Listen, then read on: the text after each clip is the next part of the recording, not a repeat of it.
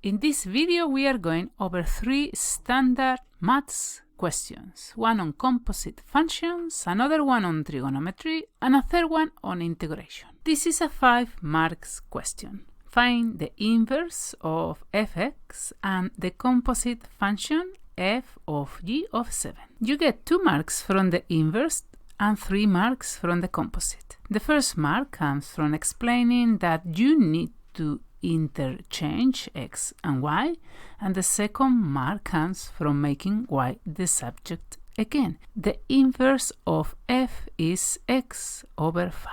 To find f of g of x, we replace x with g of x. That returns the quadratic 5 times x squared plus 1. 1 mark for you.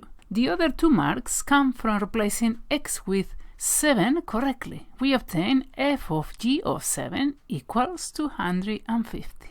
This is a 6 marks question. Find the exact length PR if we know 2 angles and 1 side of our triangle. The first mark comes from acknowledging that we need to use the sine rule, and the second one for correctly substituting the length and the angles given to us. Since we need to obtain the exact value, it pays off to know how to obtain the exact values of sine of 30 degrees, which equals a half, and sine of 45, which equals 1 over the square root of 2.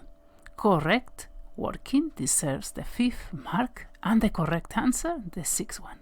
PR is 13 over the square root of 2 centimeters. This last one is a 7 marks question. Given the gradient function and the fact that it passes the point minus 1, 3, we need to find the original function fx. The first 4 marks come from the antiderivative. We use substitution with u equals x squared minus 1. The antiderivative becomes a half of the antiderivative of e to the u with respect to u. That is 2 marks. You gain the other 2 marks from correctly finding the antiderivative and writing the answer in terms of x. A half of e to the power of x squared minus 1 plus c. Don't forget the c.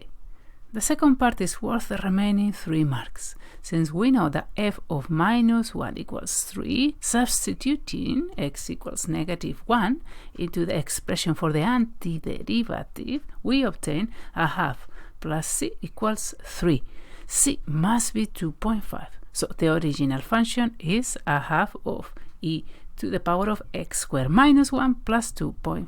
If you found these questions too easy, go and check out the higher IB exam type questions. Until next week, happy learning!